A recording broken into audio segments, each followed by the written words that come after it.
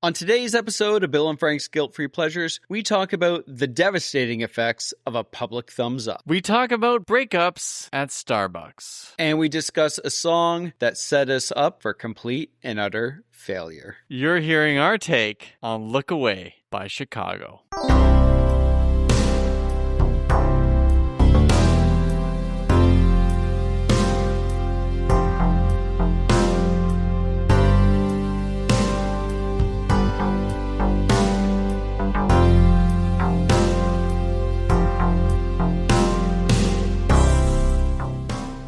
In the movie A Shawshank Redemption, there is a line at the end. It may actually be one of the last lines that Andy Dufresne says. And it is him saying, Red, hope is a good thing, maybe the best of things, and no good thing ever dies. I will contend that this song is telling us that hope is a very, very dangerous thing. Oh boy. Well, I'm interested in hearing more about this. I didn't see this coming at all. This song talks about that uncomfortable space between hope and truth. Hoping for a relationship to continue or to rekindle when the truth is that it never will. And Chicago's Look Away is just such a perfect song talking about that, where it's an unrequited love, it's a one-sided relationship, and this is the type of relationship that I completely understand.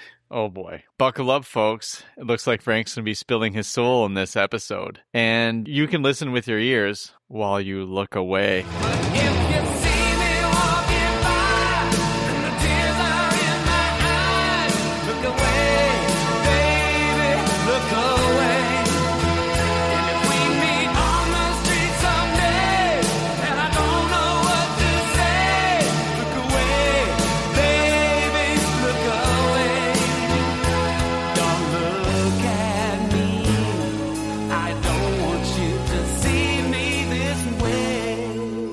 Preparing for this episode, doing the research, and re-listening to the song over and over and over again, as I have done at the end of relationships, or even before relationships even started, Bill, I think I'm ready to be heartbroken again. I think I'm ready to hurt again. We finally made it. The podcast has set you up to be taken down again. Yes.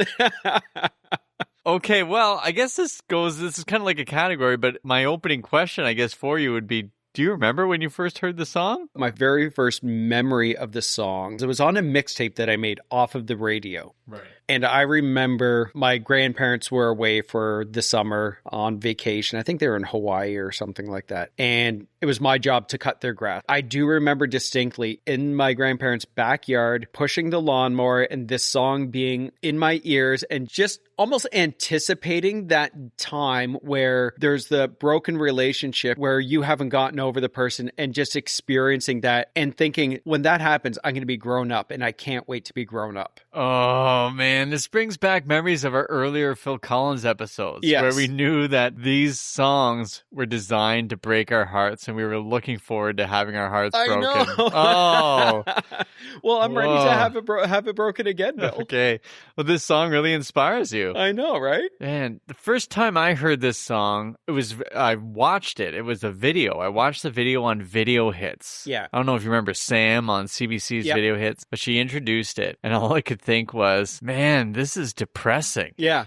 Oh, yeah. Yeah, I was just not really thrilled with hearing it. But then I didn't realize I would be hearing it every day, all the time, because they played it constantly. Yeah. I love the song right from the start. Yeah. And I think part of it was I always wanted to be more mature. Like I was a really, really immature person. I mean, I was a child, right? So I was immature and I always was told like, Frank, you need to grow up. And I thought the way you grow up is you listen to adult contemporary music because it's for adults. Yeah. And you yearn to have your heart broken. Right. Or yearn to be in love and then have your heart broken. Oh, man. For me, I liked the song, I think. Yeah. You know, I'm kind of unsure. I know my sister really liked it. Oh, okay. And it was just on all the time. So it just kind of seeped into my soul in a way, not the same way into your soul. Yeah. I feel like the Cetera Chicago, and there's other Chicago songs that meant more to me. Mm-hmm. But this one is inescapable. And bizarrely, it was the #1 song of 1989. Yeah. There's a ton of music that came out in 89 that we've talked about in this episode. Mm-hmm. I'm shocked, especially because it goes to number one in December of 88. 88, yes, exactly. They played it all the time on the radio. That just means it was like the ultimate corporate rock song. Yeah, it took me a long time to realize that this was Chicago. I never actually really knew who artists were unless it was like a specific superstar. Right. But I didn't know this was Chicago, and reconciling it with old Chicago, the Peter Cetera Chicago.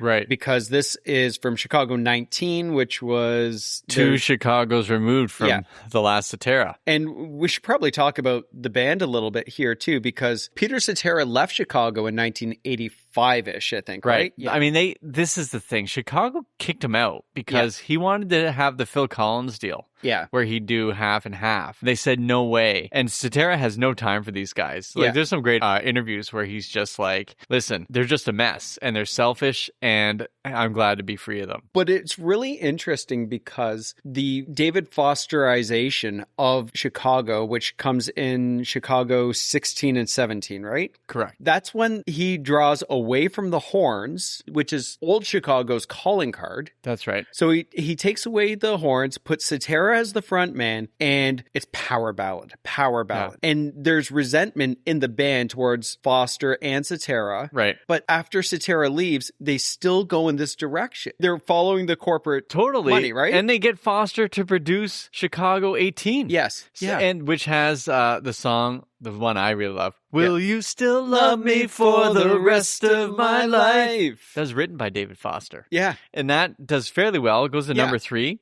And they got the new Cetera replacement, Jason, I think, Sheff, who does the vocals on that one. And then they have a different producer for this, but it's still, there's no horns in this song. No. I listened through the album, which is pretty good. Yeah. I was kind of surprised. It was much...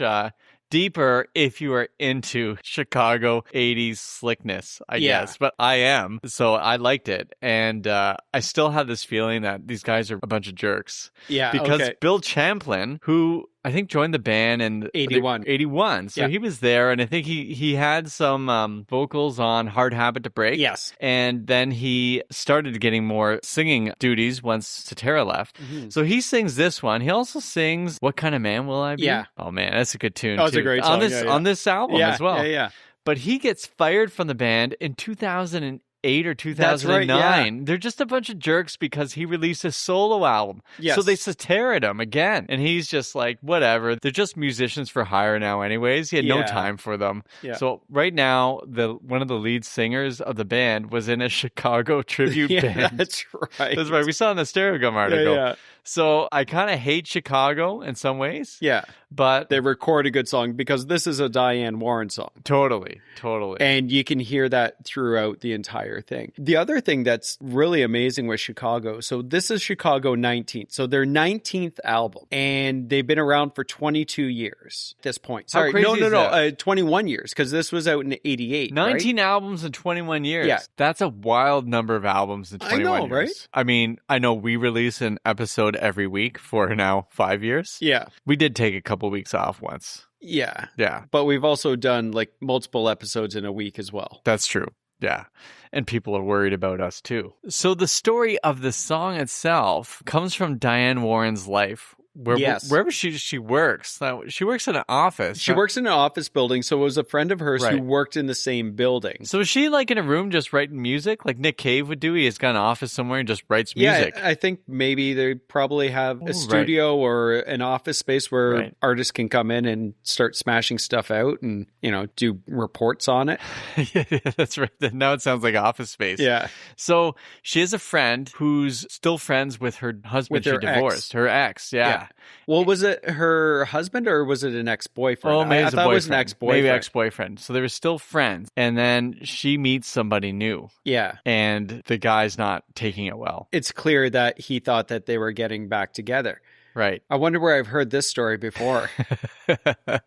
Like, it's really tough to stay friends with someone that you dated, but it's easy when you think that you're getting back together, which makes it even harder when it's clear that you're never getting back together. Yeah. There's a Taylor Swift song about this. Oh, yeah. Or then on the other side, though, isn't it? Yeah, exactly. I told you about that. I was having coffee with this girl that I dated, and we're at Starbucks, and this is shortly after things had gone awry for us. And, I was convinced, like, I'm a good guy. Like, she just needs to see things a little bit differently. She needs a little bit of time, but she'll know what she's missing. She's going to know what she's missing. And we're at Starbucks, and, good for her for bringing it into a public space because, it kept me from crying, like, more so. Anyways, the song We Are Never Ever Getting Back Together by Taylor Swift started playing, and I'm just like, oh, this is a sign. Oh, this is over. Okay. Yep. All right. Well, took Taylor for me to understand. Okay, well, that explains your affinity for her music. I do enjoy Taylor Swift. I know. That's why I said it. You really do. Diane Warren also being the opportunist she is. Yeah. Like, I'm trying to think of her as like a nasty pro wrestler or something, but she is it Randy Orton? He's the opportunist? Is he? I don't know. We don't. Yeah, I don't watch it anymore. I don't watch either. wrestling. No, I didn't watch WrestleMania this year at all. No, I don't believe you.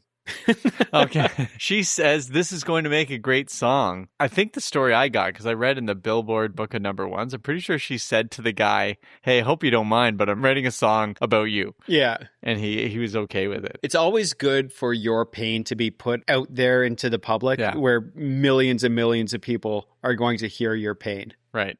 It would be a great mixtape to give to him where it says, I had my heart broken and all I got was this one dumb song or whatever. So she had two songs. Yes. She had The Flame and she had this song and it was presented to Cheap Trick. We did this in the Cheap Trick episode. Yes. Yeah. I love the story of the drummer who I guess was a decision maker on the Cheap Trick thing. They listened to both songs because she's got a pretty good vocal. So they don't have a lot released. I'd love to hear the releases of her demos. Mm-hmm.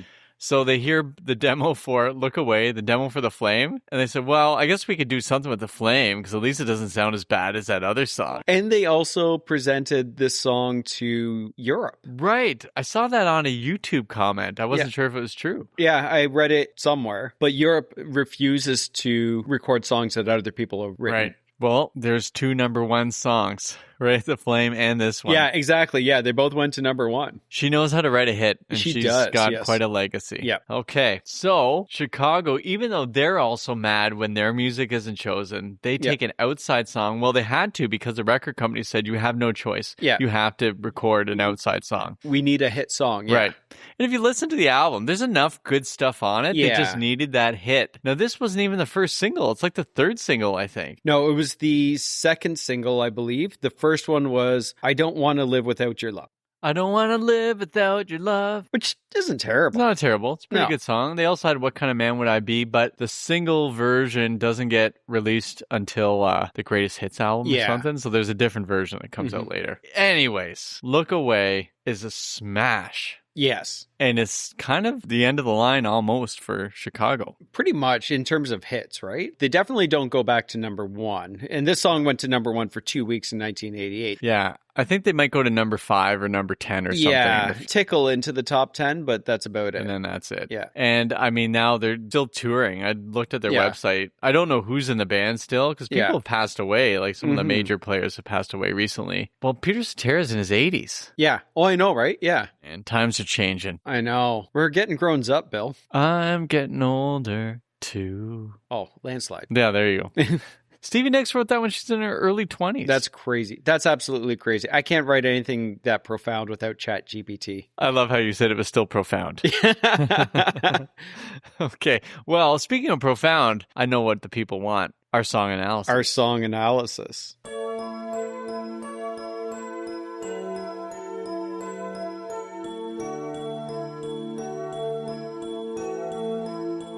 Okay, first 14 seconds. Yeah. I have written here, glittery sad sound. I was going to say twinkles. Twinkles, yes. Yeah. Has me thinking of an album that came out around the same time, maybe a year earlier, Fleetwood Mac's Tango in the Night. Oh, okay, yeah. So I hear a little bit of Sweet Little Lies in there. Yeah, okay. Or maybe a little of Everywhere is what I was thinking, but I think it might be Sweet Little Lies. I have written here, it's like everywhere is now nowhere because it's so sad. And everywhere is so happy. Even though I think this sounds more like Little Lies. Yeah. Maybe not. Either way, it's glittery. It's and glittery. Twinkly. Yeah. And a little bit sad. Yeah. I don't know if they're playing in minor keys, but minor keys tend to be the sadder keys, right? They do. Or at least they tell you something bad's going to happen. Yeah, exactly. Something bad has already happened because there's a phone call coming. And I can only imagine, we'll get into the lyrics here, but when you get that phone call, oh, hey, this is the girl that I love. And yeah, we're not together right now, but she's calling me. So that's got to be good news, right? She called him in the morning. Yeah. Oh, man. Yeah, I forgot. It's a morning call. I mean, this is obviously before texting, right? So right. That's your only option is either phone calls or sending them a letter in the mail. Yeah, that's right. It would take a little while. Well, let's talk verse 1. I mean, I want to just talk about Drake. She called him in the morning to tell him that she found a new love. That's just setting a day up for failure. Oh, my goodness. Yeah. Did he ever get out of bed? Oh, I don't think I would have. Just lie there crying. Okay. Well, all right. Let's read verse 1. When you called me up this morning, told me about the new love you found, I said, I'm happy for you. I'm really happy for you. Found someone else? I guess I won't be coming around. I guess it's over, baby. It's really over, baby. Whoa.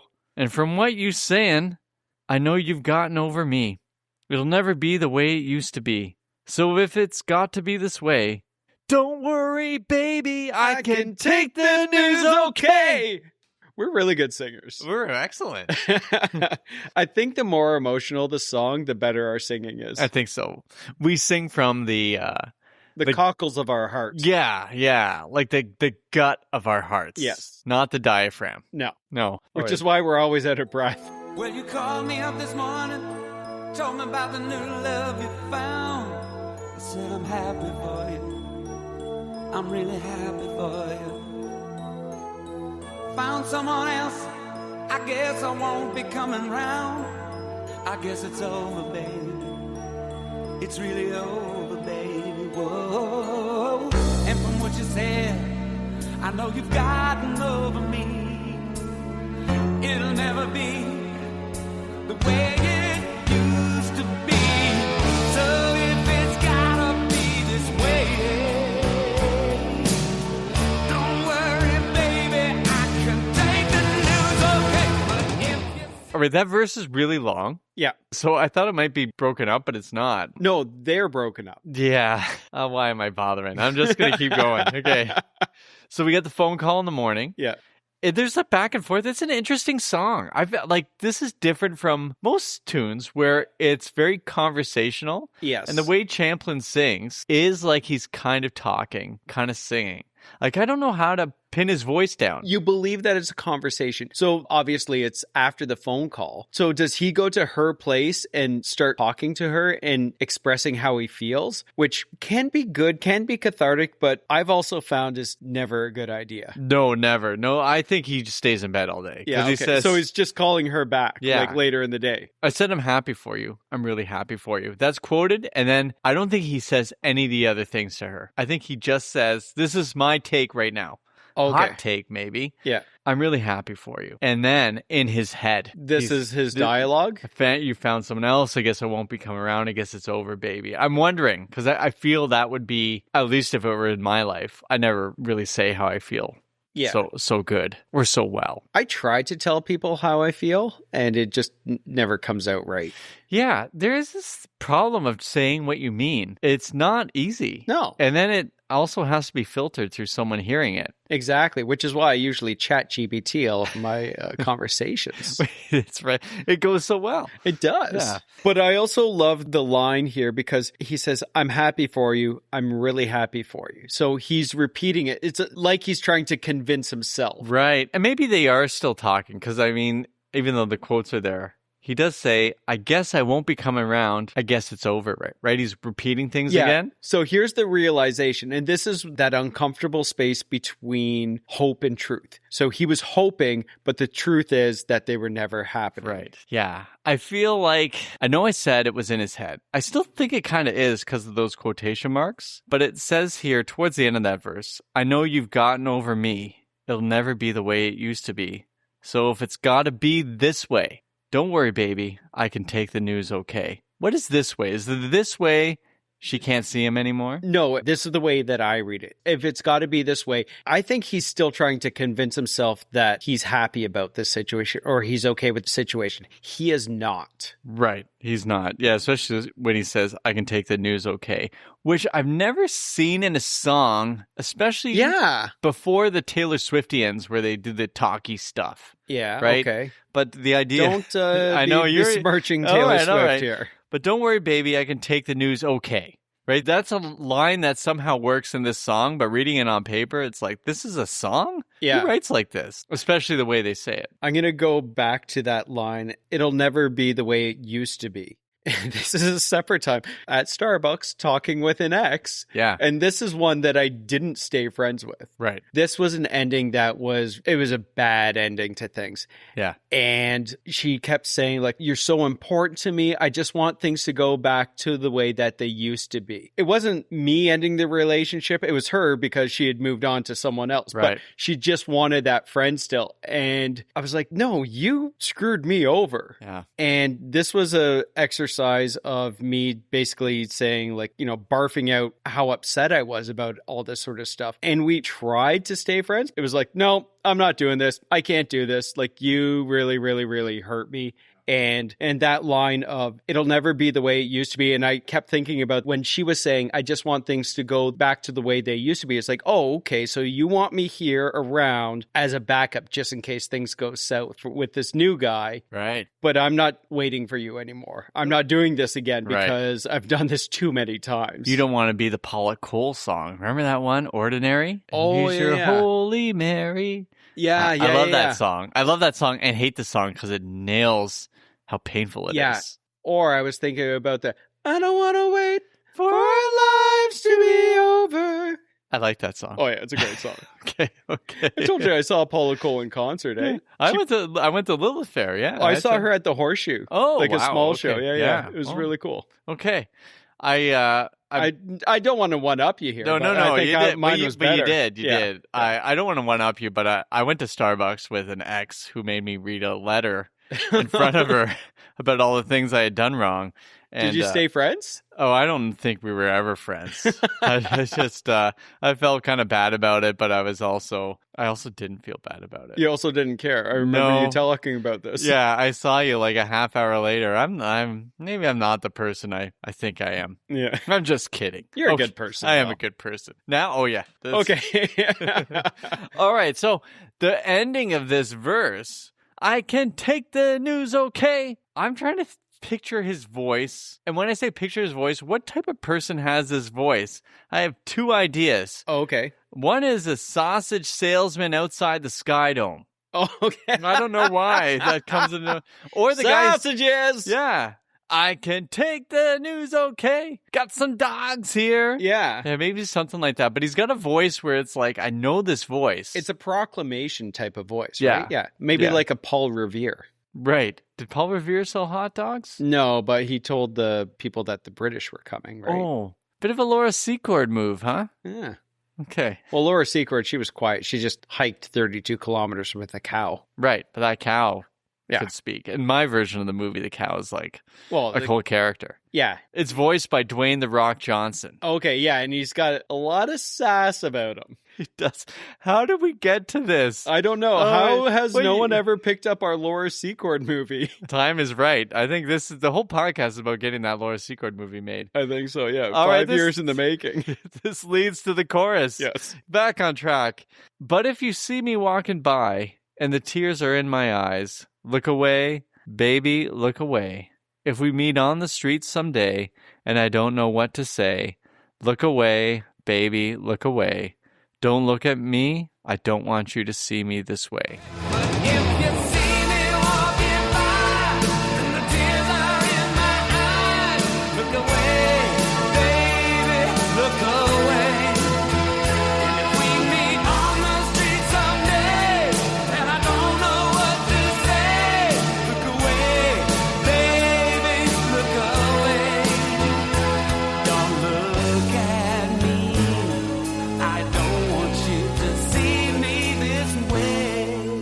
So obviously he's not okay with this. No. He says he's okay, right? But this is the sort of warning. He's still talking to her and says, okay, if this is the way it's got to be, this is the way it's got to be. However, or like you say, but. Yeah. And like Pee Wee Herman says, everybody has a great big butt. That's right.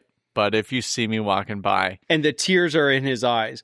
Look away, because he doesn't want to be seen like this. Is he saying, if you ever see me again, just don't look at me? Or if No. you see me and I'm crying. If you see me and you recognize that I'm struggling with this. Yeah, look away. And I've said that to people too. It's like, yeah. Did you say look away? What did I say? I said something and it sounded really profound. And then I realized that it was just really cringy, which is pretty much my entire life. I think you just spoke some truth into all of our lives. I'm speaking with the listeners who are like, oh man, there's so many times we try to be profound. And it's just this sort of like moment where everyone's like, oh, is he okay? Yeah. So obviously Bill Champlin is not okay here. No, not at all. I mean, Diane Warren's writing, it's really interesting. Yeah. I just think about the song being so different from what I'm used to. And to think she wrote, give me the rhythm of the night. Yeah. And now she's like, look away. It's look away. Different from what you're used to. However, when I was listening to the song again today on repeat a couple of times, lyrically, a different type of song. Maybe not completely, but follow the structure of it and the way that it is presented and sung and the instrumentation of it. Listen to it again and try not to think of If I Could Turn Back Time by Cher. Yeah, exactly. Wait a sec. Did she write If I Could Turn Back? Oh, she did. She did, yeah. Okay, but she has a type. Yes, right. Exactly. Yeah, there is something to that. Yeah, that's true. And it also makes sense because in this video, you see Bill Champlain straddling a cannon on a battleship. I gotta say, the seatbelt outfit looked terrible either way, but especially on him. Yes. Oh, yikes. And getting back to the chorus here, and this is really uncomfortable for me because I'm the one that's putting this back on track. I'm usually on the tangents here. Usually you're the one directing the train. But the chorus is amazing because the verses are basically him having a conversation, but it's also him trying to convince himself that he's okay. But this is the truth. Right. This is when you see me walking by and the tears are in my eye, look away, because that's his truth. This is a man who is heartbroken. It's his big butt. Yeah, exactly, Yeah. right? Yeah, but if you see me walking by, you're right. I love that line. I'm not sure how I feel about the song because it's just a bit too sad for me. I don't like to dwell in that. I love sad songs. And I do too. It's weird. I can live in a Phil Collins sad song, but this one has something raw to it. Yes. If that makes sense. I don't know. Yeah. This is a song where it's not just unrequited love, but there's just this other element to it. There's another dimension to it. All right. Here's a word. And this is not to talk about your situation. Okay. But there's something pathetic about this guy. Yeah. No. And, you know what I mean? And this is fine to say this is also This is my not you. situation. No, but my situations, you look back through the lens of history and everything, it's just like, oh, that was cringy. Oh, like, no, it's okay to... Right, to look back. You know, and if I were to actually be honest and look back on the time when I wanted to date this woman from this Christian fellowship that I went to at McMaster. Yeah. And I really tried to hit on her in the way that I would, which is you understood how hitting on worked, which right? means having conversations and talking to them and all these things. But I went to talk to her and she had 7 friends surround me as I was speaking to her, and I realized I had walked into a situation that I was done for. Yeah. And then she's like, oh, Bill? Right? Bill, is it? Like, oh, I shouldn't be here. And I turn and there's all these people surrounding me. Yeah. Like, I don't know what it was. Were they going to attack me? And then I looked in the corner and I see 2 friends giving you the thumbs up. Oh, I heard this and story. And I look back right. and she sees, do you know those guys? No, I don't. I've never seen them before in my life. But if you see me walking by... Okay, maybe the pathetic part was me. I was thinking of me. I was holding up a mirror to my nature. Oh my goodness. This is why I don't want to face this song. No, okay, that makes sense. You're a braver man than me. What kind of man would I be if I was as brave as Frank Pearson? And we've talked about this before, about the whole idea of being friend zoned. And this is a little bit different than that whole friend zone thing. Right. Because it's not, I'm interested in you, you're not interested in me, but we've never had that relationship. So this is also a failed relationship, and it's not the same thing as being quote unquote friend zoned, which is, we've said this a number of times, is a terrible term. Yeah. And I think, was it Friends that came up with it, or that made it popular culture? And we've talked about how we don't like Friends either. Yeah, we don't like because Friends. I don't think that's a funny show at all. But there's this added element or this added layer to this relationship now, because they're friends, but now you get the feeling that they're not going to be friends anymore because now that she's moved on. But I think she's always moved on. He hadn't moved on, right? That's right. So how bad is this for the woman in the song? So yeah, you feel for this guy and his heart's breaking and all of this other sort of stuff. But now she's going to be losing a friend, right? Essentially is what's going to happen at this point. That's right. So that's really sad too. There is this sort of thing about the other perspective, right? Yeah. How's she feeling where it's like, wait a second, because we're going to find out in the next verse where she's like, hold on. You're putting this on me, but we're going to find out that he wanted to be free. That comes up. It might be verse 3. No, there's only 2 verses. Okay, well, it's going to be in this one. Yeah. Well, this is going to be, let's do verse 2. Okay. Because they talk about the friends thing. We both agreed. So here we go. When we both agreed as lovers, we were better off as friends. That's how it had to be. Yeah, that's how it had to be. There's a repeat, Frank. Yeah. I tell you I'm fine, but sometimes I just pretend. Wish you were holding me. Wish you were still holding me. Oh, I just never thought that I would be replaced so soon. I wasn't prepared to hear those words from you. And here it is, Frank. I know I wanted to be free. Yeah, baby, this is how we wanted it to be.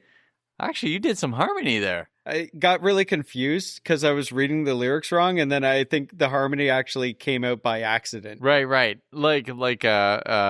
I don't have any words for it because we don't really do musical terms here. No, exactly. When we both agreed as lovers, we were better off as friends. That's how it had to be. Yeah, that's how it had to be. I tell you I'm fine, but sometimes I just pretend. Wish you were holding me. Wish you were still holding me. Oh, I just never thought that I would be replaced so soon. I wasn't prepared to hear those words from you. I know I wanted to be free. Yeah, baby, this is how we wanted it to be. So he wanted to be free.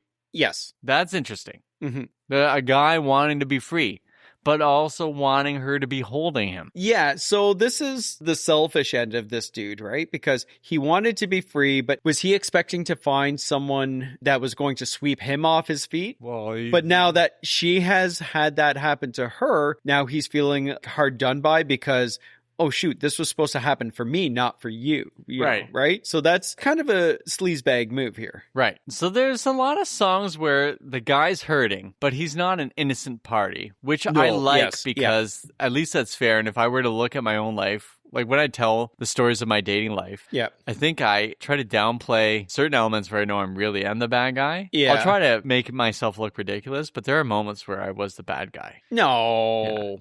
Thanks for that. Could you try that with a little more feeling, Frank? It's like, Thank you. No. I was going to say to you, no, you can still be friends. Like when Ash and I broke up and we were still friends. Yeah. Well, yeah, exactly. And now we're married. And now you're married. Look at that. Yeah, look at that. So you're saying I'm definitely getting back together with those girls that I stayed friends with after our relationships ended. But you can only marry one of them, right? At least legally. Do you want to marry any of them? No. No, okay. No, we're not going to do that. But I like in those first couple of lines, it's reminiscent of another song. I believe there's a equation that goes with this, isn't there? So how can we be lovers if we can't be friends? Right. And then this one, they're like, we're better off as friends. Yes, exactly. I love the way he sings it. We both agreed as lovers. We've been better off as friends. I don't think you sound like that at all. But I like the Frank Pearson version. I'm looking forward to hearing that in its full glory. And our karaoke party, that might not ever happen. I am 100% going to do this at karaoke and not be able to get through because I'm going to be crying because there's going to be some girl in the crowd that has gotten over me. Yeah. And they're not even going to notice. No, not exactly. at all. They're going to be talking to somebody else the whole time. And then you're in the back just giving me the thumbs up. Oh, I still remember that moment of like... Well, that must have been just terrifying. It was terrifying. And like my heart dropped. Yeah. And I'm like... out of my league, and it's like every single person in that semicircle knew about me and they were there to protect her from me, where I'm like, what's to be protected against? It's like, I'm not a threat. Yeah. But I realized, I'm like, oh, the journey for me is much longer than it will be for these 9 people. The road is long. But I have a question. Do any of those people have a podcast? No. No, I don't. Probably not. Probably not. And if they do, I mean... probably capped at like 10 episodes. That's true. When they ran out of microbrews to talk about. Oh, man. So, other lines I like in verse 2 here. I tell you I'm fine, but sometimes I just pretend. Yeah. That's a great line. He's finally being honest here. Yeah. Tell you I'm fine. Because earlier on, he said, I'm happy for you. He lied. Yeah, exactly. Right? I mean, he may be happy for her, but he's especially sad for him. Yeah, he's not happy for himself. Right. Also, I'm going back to verse 1. Oh, it's not going to be the way it used to be. And this goes back to that Starbucks conversation. Yeah. Yours things was like, well, what do you think it used to be? Yeah. What do you want me to be? Yeah. And also, how do you think this is going to be the way it used to be? Because we're not going to be hanging out anymore. Or do you want me to hang out with you and your new boyfriend? Right. Because that's just going to be weird. No, that's not going to work. Yeah. And then there's that line he says here, wish you were holding me. And then he said, I just never thought that I would be replaced so soon. Yeah. Like, wait. But also when you look at that line, I wanted to be free, because it's clear that he thought he was going to be picked up pretty soon. Yeah. And now he's just left with his misery. But this is also maybe one of those realization things where it's like, I've made a huge mistake. Kind of like what I went through. Yeah. Yeah. Oh, totally. And there's this sort of lie that you've picked up from other adult contemporary songs about what love is supposed to be like, which is not like love at all. No. Yeah. And so he might think he's going to find something else or something more meaningful, but he just lost the most true thing he had. Yeah. Oh, I know. We're spilling blood here, Bill. Yeah, no, this episode's, this is tough. Hey, listeners, if you want to reach out and talk to us after you rate and review our episode, 5 stars, please. We'd love to talk to you through things and let you know you're not alone. Or if you want to hear more of our amazing stories about breaking up with girls or having our hearts broken, there are countless stories about that. Most of them are like from our minds. So are we just doing an open call with any listener who wants to reach out to us? Yeah, maybe. Yeah, it might be. This is our Patreon, but it's for $0. Yeah. So we just talk to you. We still have to get our decent proposal up on Patreon, don't we? For $1 million, Frank will take you on a platonic date. Yeah, with a guarantee that nothing will happen at the end of it, which is like most of my dates. I can't say any more to that. Well said, Frank. Okay. Well, this takes us to chorus. I love on the Genius lyrics, it's like Bill Champlin, but with bandmates. He needs help. Yeah. He needs help here. And we didn't talk about that in the first course, but it's kind of almost a bit of a call and answer. Not completely, because Bill Champlin's part of the call and the answer here. But there's those powerful lyrics or the powerful vocals of, if you see me walking by and the tears are in my eyes. So that's the whole band. But then the loneliness of the look away, baby, look away. Yeah. And that's just Bill Champlin. Right. So the people singing, if you see me walking by, are like his fantasy baseball club. Yes, exactly. But there's that juxtaposition or that contrast there of, this is the situation, but this is me saying it, the singular person, the one person, and I'm the only one that's really affected by this so negatively. So it's that plea, that sort of begging, just please look away, please. Oh, this is so sad. Don't look at me. Don't look at me and say, I am not an animal. I kept trying to think of like, or what movie? Don't say Elephant Man. Don't say Elephant Man. I'm going to bring up David Lynch for the music video. I have Okay. some ideas. This is Okay. coming up later. Yeah. But yeah, the "Don't Look at Me" is such a line, and it's so sad to me. And it also is this desperate attempt to gain dignity, but there Yes. is no dignity to There be is no gained. dignity here. Oh, No. don't look at me. Like, but everyone on the street sees you crying. Exactly. Do you know how many people just ignore me when I'm crying on the street? Like everyone does. They all see it happening. I know because I am a very dramatic weeper. Right. Well, they're pretending to ignore you. Yeah. Out of their own sort of respect. Yeah, or uncomfortability. Yeah, that's true. That's true. But if you see me walking by and the tears are in my eyes, look away, baby, look away. And if we meet on the street someday and I don't know what to say, look away, baby, look away. Don't look at me. I don't want you to see me this way. All right, guitar solo. Brief, Yes. but 80s. Oh, very 80s, yeah. And it fits this song so perfectly. And it's such a Diane Warren type of thing, right? Totally. She is all about building up to the big emotions. The guitar gives the emotions. We didn't talk about this earlier, but the guitar shows up in and out of the verses. Yeah. And I have written here, bluesy guitar. Yeah. Talky bluesy guitar. Talky bluesy guitar. Wants to say something. Don't look at me. Yeah. Something like that. Something like that. Yeah, so whenever you hear that guitar, it's not like a guitar just playing, but it's like they got to emote. Mm-hmm. I don't know how to describe it. What you watch them play it, and it's just like it's like, but then they wait, and then they're gonna do it again later.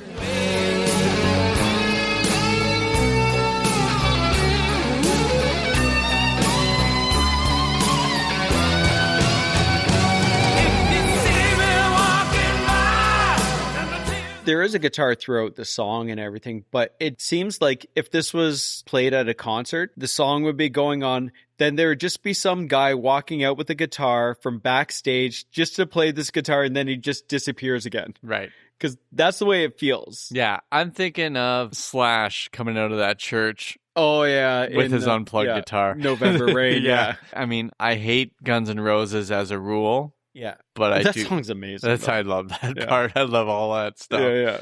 Okay, we get to this next chorus, which is sort of the, is it the key change chorus? Yes. Yeah. Because you got, if you see me walking by, but it's just a little bit more up there, right? Yeah. When the tears are in my eyes. I've written next to it, good vocal.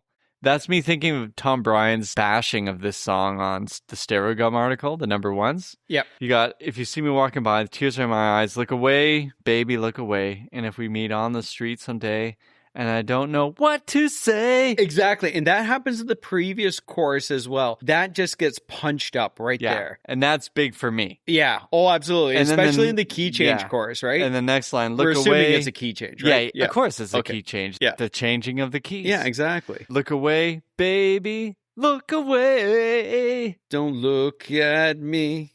I don't want you to see If me. you see me walking by. That's and the tears are in my eyes. I love that the band doesn't let him finish. Yeah, his exactly. Yeah. thought. I don't want you to see me. No, we're ready. Yeah, Thumbs up. Thumbs up. up. And then they keep going. Yeah. If you see me walking by and the tears are in my eyes, look away, baby, look away. And if we meet on the street someday and I don't know what to say, look away, baby, look away. Don't look at me. I don't want you to see me.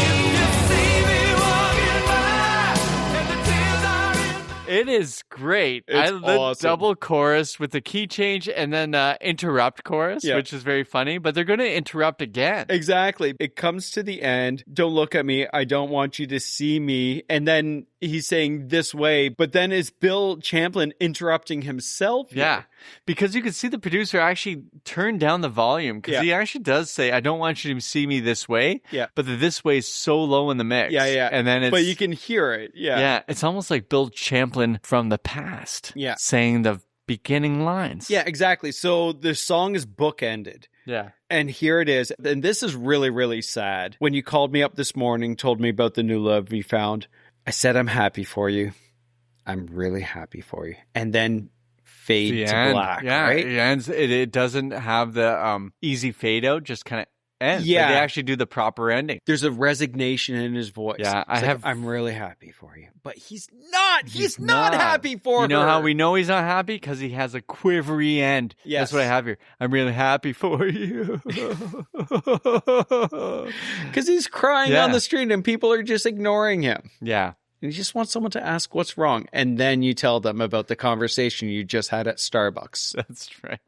Somebody asked me. No, not you. Not you. No, not you. Oh, man. Don't look at me. I don't want you to see me. Then you called me up this morning, told me about the new love you found. I said I'm happy for you. I'm really happy for you. All right. Well, have we been here for 3 days? We have been here for a while. We haven't. Well, let's talk about something that's easy to analyze. The video. The video is terrible. It's crazy. It's awful. It's basically somebody at the office of whatever record company they're at. Like, look, have you seen these guys? I mean, Cetera's tough to deal with. These guys look even worse. Yeah. So, like, let's get some models. Yeah. Let's put them out, and then we'll just have a bunch of scenes. And let's put them in situations and outfits where they can be objectified. Oh, my goodness. Let's not involve the band until 75% of the song is done. I was watching. The song is 4 minutes and 2 seconds long. At 3:01, the band finally shows up. It's amazing. So we start with, is it a guy at the very beginning who's talking on the phone? He says, I'm really happy for you. Yeah, something and like that. Yeah. He's got that kind of dyed blonde hair. The middle part too, everything, right? Yeah. So, I mean, Nick Carter is going to try to pull the same look off in a decade. Yeah. But he looks cool. I think he's got the white shirt and jeans, which is the ultimate cool 80s model. Well, yeah. I mean, look at Justin Trudeau at Coachella this year. Our greatest export. Next to the bare naked ladies. Yes. So there's a model with her like creepy manager with the cigar guy. Yeah. And she's upset. And then I don't know if it's the same model who ends up with the guy with the blonde hair and they're in the limo. There's and she's so got many different So she's got girls in the this. pink wrap around her negligee. Yeah. That gets stuck in the car door when they're fighting. And it gets ripped off as the cab drives away. And it's a stereotypical 80s music video in the sense that, okay, we need attractive women. They need to be wearing spandex, bathing suits, negligees, all this sort of stuff. And we need to put them into these positions where they look like they have power, but we're just there to objectify them. Okay, yeah, you nailed that. Okay, Yeah. Well, there goes the video, Frank. I wanted to talk more about Except at the 75% mark when you can see the band Chicago. Those 19 ugly guys start singing. So, I mean, each of these characters, all these models are wearing a similar type of dress. Yes. They're all wearing a dress that's very like late 80s sexy, but kind of weird sexy to me. Yeah, like workout outfit sexy. Yeah, it's odd. And then there's this like ongoing image where there's a watch. One of the women blows up a car. Yeah. And in the car is this watch. Yeah. But she's also tossing off all this jewelry. Like she's getting all the stuff out of her life that she wants to get rid of. We don't know if she's killed the guy she's with. Exactly. Because I'm like, what about the blonde guy who said he was okay? And so she's doing something. Then there's suddenly a scene where there's a photo shoot on top of a really tall building. Yeah. I always get worried. I'm like, oh, I don't like tall buildings because you fall over. And below it is the blonde guy for some reason. And the person throws the watch again. So the watch falls down off the building. That's going to hurt someone. Well, it lands and the guy sees it and is like, is that his watch? Was he with her? And then I'm like, wait, is that the same girl from the beginning? Because I don't think she is. I'm so confused. Yeah. And I don't think the watch broke when it landed. No. So I don't know what that means. I think it means it's a very low high rise. That's true. He was just like in the Untouchables. Remember Frank Nitti falls off? Yeah. But he only falls a little bit. Yeah. And then he saves him. And then he throws him into that car. That's right. Yeah. The Untouchables did not help me think of what justice is. No. None of the 80s movies. No. I had a lot of trouble. So we have a problem as kids. And this is on topic, but off topic. we have a problem with love, right? What we're looking for love, right? But then we're watching Lethal Weapon and trying to understand how justice is meted out, that it could only be meted out through violence. Violence. You have to murder the bad guy. Yeah. The bad guy is like, there is no restoration. No. And then on top of it, and I mean, I don't want to get ahead of a category I'm going to come up later with, but Hulk Hogan and Macho Man are going to be breaking up as friends. Yeah. And we have WrestleMania 5 coming in 1989. Oh, exactly. Yeah. Yeah, it's going to be tough. I really shoehorned that in. I don't know if that worked. I don't know if it does either, but neither did the video. Yeah. But Bill, I'm happy for you. I'm really happy for you. Okay. All right.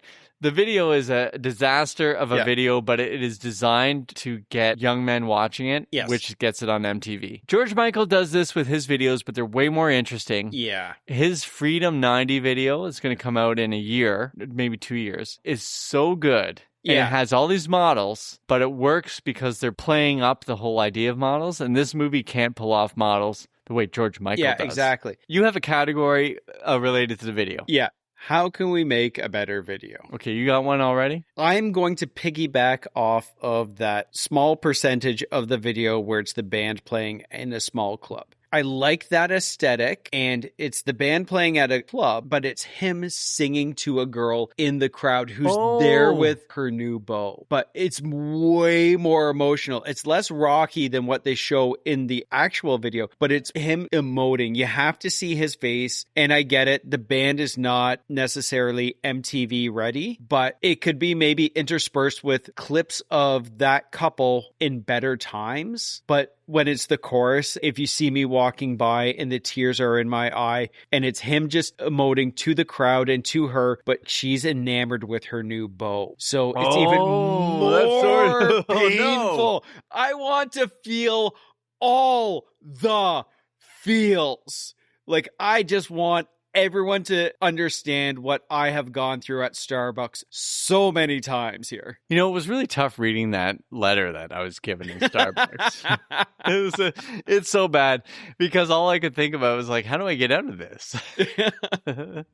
So I know how it feels, Frank. Yes, okay. I feel like I'm the other I'm the bad. Yeah, you're the other man. Yes, okay. So my video, I keep trying to look up on my phone right now this Smokey Robinson song because they mentioned this Puccini play with this clown. Oh, the clown, yeah. Pugliese? Sure. Yeah, okay. I'm going to make that up. Is that from Tears of a Clown? Yeah. And so in my video, the guy answers the phone at the beginning, but he doesn't look as hot as this blonde bombshell. No, they use the actual people from the band who are a little world weary. Yeah, a little more Bill and Frankie. Yeah, because of all the cocaine that they did. Not us, but the band. No, we look super young. Yeah. Because we haven't done any drugs. Yeah, no cocaine. No. So I'm not sure what character will play this. Well, it could be Bill Champlin. Might as well throw him in. I mean, I like Jason Sheff could do it because he's only 25 at this point. So might not work for Bill Champlin because you're going to have to do some acting. So maybe Harvey Keitel. Okay. Oh, wow. Yeah. So he answers the phone. He lip syncs. I'm really happy for you. Yeah. I'm really happy for you. And then when he gets off the phone, maybe the other things are going on in the background. It's really over, baby. He's putting on makeup because he's going to dress up as a clown. Oh, for the opera. Yeah. And the whole thing is he's a clown, but he's walking down the street. And he's, I mean, this does really just sound like a Smokey Robinson song. But it's a clown. Okay. But it's a sad clown. My whole thing is like when he's crying, he's got the clown makeup on. Oh, and it's just streaming down. Yeah, streaming down. Yeah. Kind of like the Ultimate Warrior when he, at the end of matches. Your WrestleMania 6, where you actually saw his face. Wait a second. No. Yes. Okay, fine. But anyways, there's a clown. I had this clown thing in my head. Yeah. But I think it's now somehow crossed over that he's going to have a tough time, but he's going to get into his car and he's going to drive to a house for a party. Yeah, okay. And you know who answers the door? John Candy. He's going to punch him in the nose. This is it's crossing over with over the place. It's crossing over with Uncle Buck. Yeah. From the same year. Yeah. Oh, okay. Yeah, no, but I'm sorry. I had an idea for a video, but I couldn't get the clown image out of my head. Okay. It's tough. That's chaotic. It is chaotic, but it is the 80s. I'm just glad that he was driving to this party in his car and this random girl in a negligee didn't light it on fire. It was crazy what they were wearing. At one point, I'm like, what is she wearing? Like, who wears that in public, like, to light cars on fire? That's not practical. The camera also luxuriated over what they were wearing. Oh, yeah, and then 100%. I'm looking at the guys in Chicago, I'm like, like, you guys aren't going to the gym. I mean, we've said this before, but it's like, I don't know if this is like the Whitesnake video where it's like, oh man, I feel this is the thing. They're just like, we'll put pretty people in here. Yeah. We'll put the ugly band in at 3 minutes. Yeah, and, yeah, exactly. Oh my goodness. The difference with the Whitesnake video is David Coverdale just smoldering through the whole thing. And like, I suppose he was an attractive man in 87 when that video came out. I suppose. Yes. Okay. All right. So we got the video done. Yeah. I want to play for you a bit of the Diane Warren version. Okay. Yeah, baby, this is how we wanted it to be. But if you see me walking by and the tears are in my eyes, look away, baby, look away. And we meet on the street someday, and I don't know what to say. Look away, baby, look away. I like her version. It's not bad. It's pretty good. She's got a good rock and roll voice. Exactly. And that's just the demo version, right? Because Chicago had the benefit of filling everything out. Oh, totally. This was a live version that she did. And she did I Get Weak afterwards. Oh, nice. She played it on a grand piano that was see-through. Oh, really? I'll put it in the show notes. It's a Liberace type of move. Also, listener, I do show notes. Yeah. And there's links in there. You can Bill link does them. a lot of work to this podcast. So Frank does first edit, which is a lot more work if someone were ever to come and watch how we it's record grunt this. work. You're more creative. I am. I'm finesse, and you're like the I was really fishing for compliments here by giving you a compliment. It's like, no, Frank, you're creative too. Oh, like, right, you come up with good ideas. You're the Samson. I'm more like a Delilah, right? I don't understand how that works with creativity. No. I think you just called me really strong. Yeah, you're strong, and I smooth things over. Yeah. To give haircut trims and all that stuff. Exactly. You're creative too. You're good. Thanks. That's I almost believe you. I'm looking away from you right now. But that version is good. Like she's it's really good. I mean, she wrote it, so she knows what she's doing. She knows what she's doing. Yeah. The main difference I see there is the look away, where the other guy, Bill Champlin's like, look away. Yeah, exactly. Which is the better way of saying it. Yeah, okay. I didn't see it necessarily, but I did hear it. Yeah, I knew you'd do that. And that's okay. Well, so I'll put the Diane Warren version in the show notes. All right. Frank, do you have a top 10 for us? Yes. This song topped the Billboard Hot 100 charts for 2 weeks in December of 1988. Okay. The first week it was at number 1 was December 10th, 1988. Yeah. For context. There we go. I'm looking forward to the context. For context, that is 2 days after my father's 37th birthday. Wow. Okay. He's 37. December 8th. Yep. Okay. Can we get him down here for a recording on December 8th this year? We can do our best. Yeah. Okay. All right. For further context, this is exactly 4 months after my 11th birthday. I knew it. I knew the 10th. I got that. Okay. All right. So, top 10. Number 10, Don't Rush Me, Taylor Dane. We've talked about that. We've made that mistake before. Number 9, Walk on Water, Eddie Money. I like Eddie Money. We've talked about him before. I have no idea what that song is. I don't know that song either. I know Walk on the Ocean by Toad the Wet Sprocket. That came out in 1992. It did. You're right. Okay. Perfect. Continue. Number 8, In Your Room, The Bangles. Love that song. It's a great song. Oh, my goodness. Okay. Number 7, one of your favorite bands, Welcome to the Jungle by Guns N' Roses. Yep, that is a song. Number 6, a song you do not like, Two Hearts by Phil Collins. Don't even make jokes about that. I love that song. Are you trying to suggest... of Hearts? No. Oh. This not that song? Not that song. Believing in just one mind, living together till the end of time. We'll do that in a future Phil Collins episode. Okay. You're not done with Phil Collins, Frank. Not by a long shot. All right. Number 5, previous Bill and Frank's episode, Waiting for a Star to Fall by Boy Meets Girl. Oh, yeah. One of the greatest songs of all time. I love that song. It is so good. It is evidence that there is something out there that wants us to be happy. Yes. If you can't accept that, then I don't know what. Yeah, exactly. Number 4, Giving You the Best That I Got, Anita Baker. Yes. Giving you the best that I've got. Every time you mention that song, I can't help but sing the chorus. Okay. Number 3, My Prerogative by Bobby Brown. Yeah. Bad Boy, one of the OG bad boys. It's his prerogative. He can do what he wants to do. It's my prerogative. His haircut is fascinating. It's amazing, isn't it? Yeah. Number 2, Every Rose Has Its Thorn by Poison, another Bill and Frank episode. That's right. And then number 1, Look Away by Chicago. My goodness. What a top 10. Yeah. Frank, I have a new category, kind of. We've done something like it, but in honor of you, I'm going to name this for context. Okay. So first off, I want to talk about the top 5 movies Okay. of this era. So I picked one of the weeks. I picked the second week. It was Gotcha. number 1 for this one. Number 5, Dirty Rotten Scoundrels. Nice. I love that movie. Dave Kitchen said the same thing today. He just said, that's a great movie. I love that movie. It is a great so movie. Good. Yeah. I think you have seen all 5 of these movies, and you like all 5 of these movies. Okay, perfect. Number 4, Scrooged. Yes. Which is actually, when you think about it, a sequel to Ghostbusters. It is. Number 3, what I feel might be the greatest comedy of all time, The Naked Gun. Oh, yes. That's awesome. Number 2, a Best Picture movie I'm a fan of, Rain Man. Okay. Yeah, I like Rain Man. Yeah. And then number 1, another movie about brothers, Twins. Oh, that's awesome. Yeah, so those are top 5 movies. So just to place it for context, what's going on at the time. But there's more, Frank. You're going to talk about my dad's 37th birthday, aren't you? Well, on your 37th birthday, I wonder what shows he would have watched. So I have the top 5 TV shows of the time. Okay.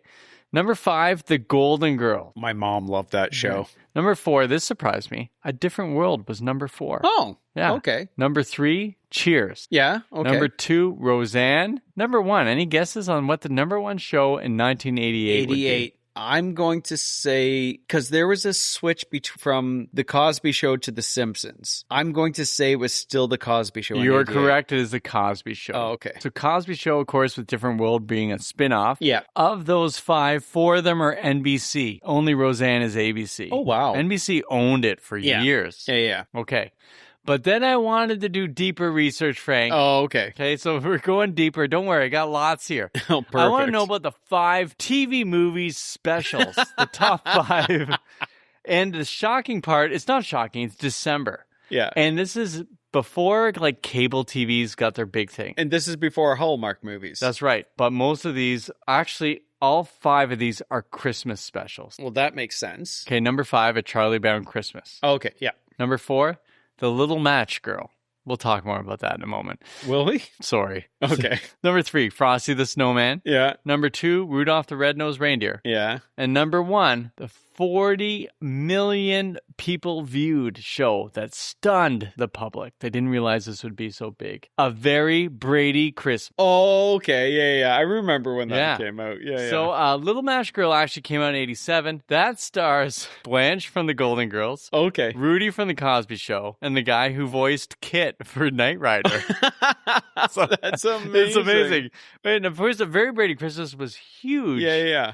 Now, there's more that went on. Okay. We had a thing called the Free Trade Agreement that was being pushed through by that no good Brian Mulrooney. Yeah. I don't know how your family voted or whatever, but they just won their majority, the Conservatives. This is in Canada the month before. 4 years later, decimated part. Yeah. But the Free Trade Agreement was going through, and everyone was yelling about how we were in danger of becoming the 51st state. Yeah. You haven't heard that? No, I haven't heard that. Not at all. Did I ever tell you that I swam in Meech Lake? No way. Yeah. Did you bring a cord with you? No. My aunt had an accordion, though. Oh, that's pretty good. Yeah. Yeah, Meech Lake. So these are all very Canadian things. Oh, very but Canadian The Free things. Trade Agreement Yeah. was crazy. Well, that was massive. I remember I didn't understand anything about anything, and I still don't. But I remember the Free Trade Agreement. That was massive, talking about in 88. So that was going on in Niagara region where we live. Yeah. The VQA started. Oh, Vinters Quality Alliance. Yeah. That's right. And so that became a big deal. We were worried that American wines would take over the region, but Niagara ended up becoming this wine thing. Wine, yeah. Yeah. We have our own wine region. And now I'm reading the script that I typed for myself today. I love that you turned the page I know. over here. This means that this episode is continuing. It is. Let's talk more about A Very Brady Christmas. Oh, jeez. Everyone returned but Cindy. Cindy Okay. did not return. She was on her honeymoon, the actress, not the character. Oh, okay. The woman who played her in the movie, though, in the Very Brady Christmas, who was not the original Cindy, actually was in the Ghostbusters movie, going back to Bill Murray. Look at that. And she played a student. And I think she's the one who didn't get shocked while that other guy got shocked at the beginning. Yeah. I don't have proof of it because I didn't have time and I was supposed to teach lessons today. Yeah. So anyways, at the end of A Very Brady Christmas, without giving you any context, Mike gets out of the debris after Carol and the entire family sing "Oh Come All You Faithful." Oh, yeah, because he was part of a collapse. Because Mike was an architect. It was one of his buildings. His liability insurance probably went through the roof after that. And after returning home, Santa shows up. No one knows who Santa is. Yeah. He ends up not having any gifts, and he only has one present, he says. And it's for Alice, because it's Sam. Oh, yes. And Sam was cheating on her with somebody else, but he says he realized he made a mistake, and she welcomed him back. Oh. And they all sing "We Wish You a Merry Christmas." Okay. So anyways, it was a huge hit, even bigger than the Bourne Identity that year, with Richard Chamberlain, I think. Wait, Did you watch the Bourne Identity? No. Yeah, there was a TV movie, The Bourne Identity. Okay. Also that year. Thought maybe you were having a stroke here because the Boner Identity came out like 2005. No, this is like the Richard Chamberlain Bourne Identity. Oh, okay. Not the Thornbirds Richard Chamberlain. That's another episode. Gotcha. Okay. That is my category on Context. Perfect. What part of the song brings you joy, Frank? It is in chorus 2 and chorus 3 when he's singing, "If we meet on the street someday and I don't know what to say." He gives it there and you just feel the emotion. That's what I love. I'm going to feel that emotion for days now. I think that I think echo I scared went through. you. Yeah, it did. I got to drink some water here. How about you? Okay, for me, it's the chorus 3, chorus 4. Yeah. I think it might be chorus 4, where he says, I don't want to... Oh, he goes, "Look away, baby. Look away." But then he's going to say, "Don't look at me. I don't want you to see me. If you see me walking by." I love the band is like, Chamberlain's going down. Yeah. Hey, we're all together here. Thumbs up. That's my favorite part of the song. Oh, right. that's amazing. There you go. All right. Life's too short for bad wine, Frank. Yeah. Tell me what drink you would pair with this song. Okay, drink or wine? Oh, I have a wine. But Okay. Why don't we go with a wine then? Let's go with wine. So this is a cry into your wine pairing. So this needs to be a rosé. Oh, yes. That's good. Okay. All right. That's good. That's a good choice. Rosé is very unpopular when people talk about cool wines. Yeah. I want to go with a Sauvignon Blanc. Oh, okay. Just because it's white. Oh, And I okay. want it to be on a yacht with someone's like just dancing to it. And then other why people do you dance to this song? It's so sad. I know, but I feel the people listening to it aren't even listening to what the song's about. Oh, okay. And it's just like a wine club. Yeah, okay. It's very cynical. It's white wine. So I picked the pathetic one. And I went with the cynical one. Yeah, okay. Okay. All right. Next up, we haven't asked this for a while. You requested this one. And I believe I know the answer, but I'm going to ask it anyways. Frank, do you think Michael Bolton could sing this song? Yes. Did I jump the gun there? No, not at all. How would he sing it? Okay, this song is tailor-made for Michael Bolton. Yeah. And the fact that Diane Warren didn't offer this song to him, which could have come out on his Soul Provider album. Yeah, that's a good call. Because that was 88, I believe. I think it could have been number one for maybe 3 weeks. Oh, yeah. If it had been Michael If not Bolton. longer. And I know we talk about, like, when would Michael Bolton destroy the universe? And it would definitely happen at my favorite point where he's singing I don't know what to say and gives it with so much power. But I think it's going to happen before then. Right. But you know what? Instead of him destroying the universe, what if he heals the universe? Yeah, like Michael Jackson would, but not in like creepy heal the world. Yeah. But in this one, what if they hooked him up with electrodes? Not like Frankenstein, but not unlike Frankenstein. And he powered the entire electrical grid. Oh, yeah. With this song. Michael Bolton is an untapped resource that I think we need to use. So he's kind of like a precog in Minority Report. Yeah, exactly. Except he doesn't just get sick and tell people about crimes. Right. Next up, Frank, mixtape. Okay. I'm going to let you go first on this one. Oh, good. Okay. My first song is by an artist named Smokey Robinson. Okay. Do you have a theme? Oh, Yes, I do. Let's hear it. My theme is, and I'm not making this up as I go, but people in relationships trying to hide how they feel. Gotcha. Okay. Yeah. Tears of a Clown by Smokey Robinson and the Miracles. Tracks of My Tears by Smokey Robinson and the Miracles. Which are very similar songs. How many more Smokey Robinson songs are you giving? Well, I was hoping I'd do all Smokey Robinson, but then they all got happier. Oh, okay. So next up, Wilson Phillips, You're in Love. Oh, I love that song. Because it's almost identical in theme. Yeah. You're in love, and I know that you're not in love with me. All right, next up is a song that talks about clowns, which I didn't realize till I read the lyrics. Take a Bow, Madonna. Okay. Yeah. Okay. Yeah. This really is shedding a light on your video theme here. That's definitely right. Right. Now, the final one is not a clown song. Okay. But it's done by the saddest voice in all of rock and roll. It's Over by Roy Orbison. Oh, wow. Yeah. I mean, I know he's not hiding anymore, but I just needed something to like slam dunk it That's an ender. on the sport guy. That's an ender. Thank Wow. you. All That's right. great. I'm looking forward to this because you usually don't ask me to start, so you got something special here. Okay. So the theme of mine is denial versus reality. Oh, okay. So again, we're treading that sort of area between hope and truth. And the title is called Denial Isn't Just a River in Egypt. I feel you made that one up yourself. Yes, I did. Okay. That's good. All right, here we go. I'm going to start off with Almost Lover by A Fine Frenzy. Oh, wow. Okay. These aren't all songs that will make me cry, but Okay. love songs often do. Fine Frenzied makes you cry. Oh, yes. Yeah, okay. Oh, my Okay. goodness. Yeah. Side note, she was in those Harry Potter spin-offs, like A Fabulous Beast and Where to Find Them, or right. whatever that was, thing was was. she the was she the main love interest, kind of, or the other Yeah, person? of not the main love interest, but she was, her name was Queenie in it. Oh, she's Queenie? Yeah. No way. Yeah. Okay. My next sad song, that makes me cry. They say so much. Yes, is Say Something by Great Big World featuring Christina Aguilera. Okay. All right.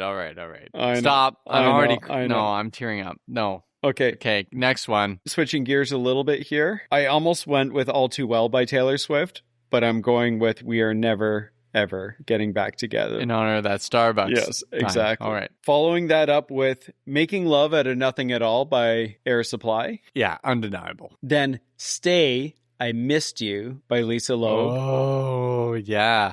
We've got to do that song. Yes, Okay. exactly. And then a song we also talked about during this episode, How Can We Be Lovers If We Can't Be Friends? Okay. Well, there you just gave a mixtape for the ages. That took a lot out of me. Yeah. Yeah, I can Create see. that thing. Yeah. You're exhausted. Yeah. Also because it's 10:30 and It I'm is. usually in bed by I know now. you are, and I apologize. It's for that. okay. And I'm looking away. Don't look at me. I don't want you to see me. Just see me walking by, and the tears are in my eyes. Look away, baby, look away.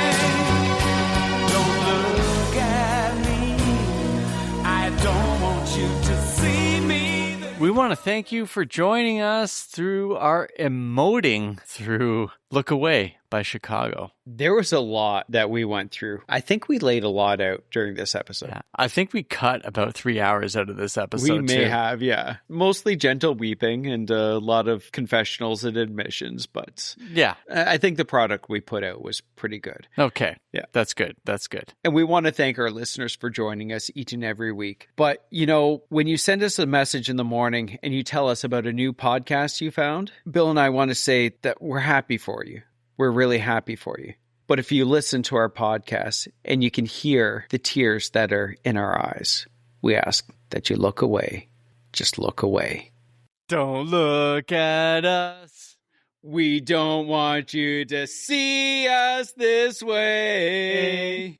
All right. Also, you're welcome to listen to other podcasts. We know you'll come back to Bill and Frank's. Like, it's not like a competition. No, it's not a competition, but we just Yeah. want to know that, Yeah, they love us. They really love us. yeah, and we're the best that you've ever had.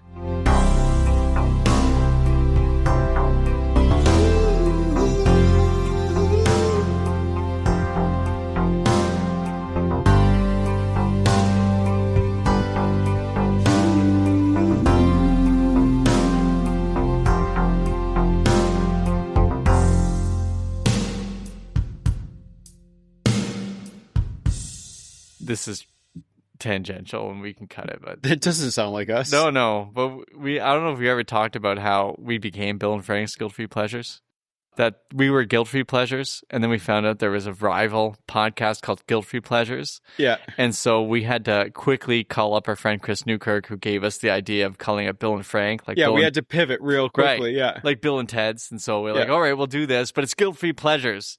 Yeah. But as time went on, that other podcast, That other rival podcast, which was a similar sort of topic to ours too, right? they were more general, but they didn't make it past 10 episodes and then disappeared. Yeah. But the Bill and Frank remained. Yeah. But I think it actually worked better that way. Exactly. Our podcast is a testament to quantity over quality.